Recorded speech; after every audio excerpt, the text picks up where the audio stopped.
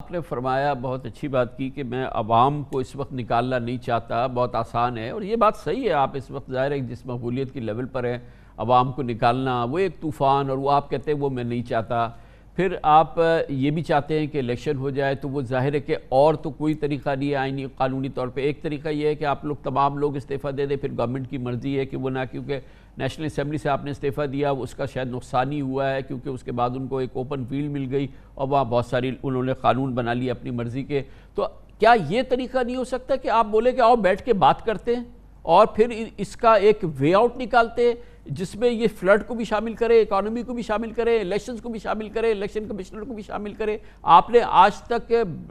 Dialogues کی offer نہیں کی۔ میں کہہ رہا ہوں آپ سڑک کی بات نہیں کر رہے، عوام کی بات نہیں کر رہے۔ مجھے صرف یہ بتا دیں، جو اتنے لوگ آپ کو دیکھ رہے ہیں اس وقت، کروڑوں لوگ جس میں آپ کے سپورٹرز بھی ہیں، تو کیا وہ ایک آپشن ہو سکتا ہے جس میں کہ آپ گورنمنٹ کو کہیں آؤ بیٹھو اور یہ میری باتیں اس پہ بیٹھ کے بات کرو، اور پھر کوئی بیچ میں پڑے یا کوئی بھی ہو اس چیز کو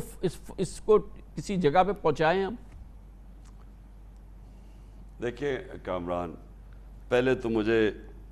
شہباز شریف سے میں نے ایک سوال پوچھا ہے کہ یہ جو آپ لوگوں کو پکڑ دھکڑ رہے ہیں، جو میڈیا کے لوگوں کو، جس طرح ایف آئی آرز، بڑے اچھے ہمارے رسپیکٹڈ جرنلسٹ جس طرح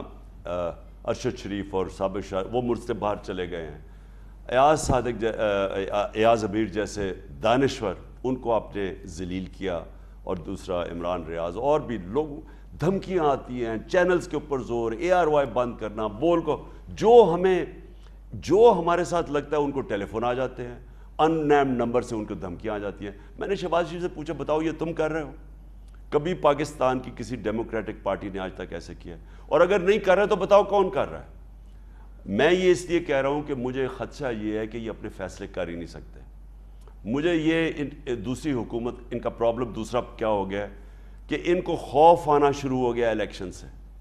جب سے یہ پنجاب کے بائی الیکشنز ہارے ہیں دھاندلی کے باوجود،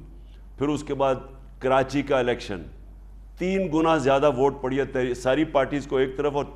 تحریک انصاف کو 3 گنا زیادہ، جبکہ تقریباً ساری پارٹیز اکٹھی جیت رہی۔ پھر سوات کے اندر الیکشن ہوا، نون کی سیٹ تھی، ساری پارٹیز نے مل کے لڑا، وہاں بری طرح ہار گئے۔ یہ ڈر گئے ہیں۔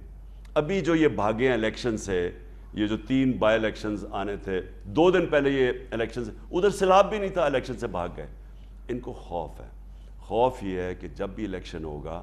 انہوں نے ہار جانا ہے، اور یہ اور نیچے سنک کر رہے ہیں، کیونکہ مہنگائی جیسے جیسے بڑھتی جا رہی ہے، نفرتیں بڑھتی جا رہی ہیں ان کے خلاف۔ تو ان کو اب یہ سمجھ نہیں آ رہی، گورنمنٹ میں بیٹھتے اور برا ہوتا ہے، گورنمنٹ سے باہر نکلتے ہیں اور الیکشن کرواتے ہیں، انہوں نے ہار جانا ہے۔ اس لیے ان کے ہاتھ میں اب فیصلہ نہیں ہے۔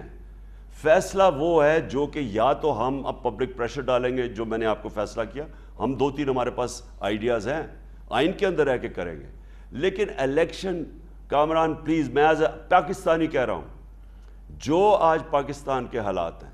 اگر آپ نے اس ملک کو مزید اور نیچے جانے سے روکنا ہے، جو شروع ہوئے ہیں یہ جب سے یہ آئے ہیں 10 اپریل سے اور اب تک، مجھے بتائیں ایک چیز بتائیں امپرومنٹ ہوئی ہے پاکستان میں، مجھے ایک چیز بتائیں جو بہتر چل رہی ہے، مجھے ایک چیز بتائیں جو نیچے نہیں جا رہی۔